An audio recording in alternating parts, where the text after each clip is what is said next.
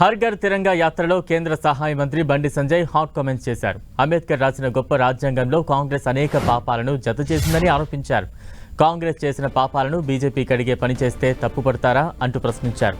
వక్ఫ్ board బిల్లుకు Nehru, PV, Manmohan హయాంలో సవరించాలని, ఆ తప్పులను సరిదిద్దేందుకు మేం ప్రయత్నిస్తే తప్పుపడతారా అని ప్రశ్నించారు. మతం పేరుతో వక్ఫ్ బోర్డు సవరణ బిల్లును అడ్డుకునేందుకు కాంగ్రెస్ కుట్ర పన్నుతోందని బండి సంజయ్ ఆగ్రహం వ్యక్తం చేశారు.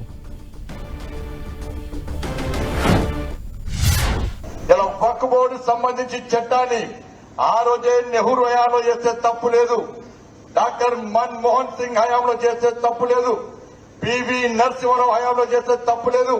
వాళ్ళు చెప్పిన విషయాన్ని నేటి ఎన్డీఏ ప్రభుత్వం, నరేంద్ర మోడీ గారి ప్రభుత్వం వక్ఫ్ బోర్డు చట్టాన్ని తీసుకొస్తే వాళ్ళ సిగ్గు లేకుండా కాంగ్రెస్ పార్టీ దాన్ని వ్యతిరేకించే ప్రయత్నం చేస్తుంది.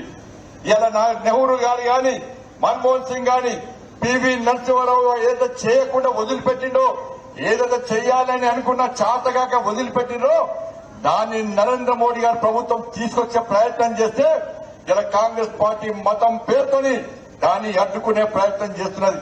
అరే, బంగ్లాదేశ్ లో జరుగుతున్న ఆగడాలను రాహుల్ గాంధీ ఖండించారు. బంగ్లాదేశ్ లో హిందువుల మీద జరుగుతున్న దాడులను కాంగ్రెస్ పార్టీ ఖండించదు. బంగ్లాదేశ్ లో దేశ వ్యతిరేక విధానాలకు వ్యతిరేకంగా, ఈ దేశానికి వ్యతిరేకంగా ఏ విధంగా కుట్రలు చేస్తుందో దాని గురించి కాంగ్రెస్ పార్టీ మాట్లాడదు. అమెరికా గురించి కాంగ్రెస్ పార్టీ మాట్లాడదు. పాకిస్తాన్ గురించి కాంగ్రెస్ పార్టీ మాట్లాడదు. చైనా గురించి కాంగ్రెస్ పార్టీ మాట్లాడదు.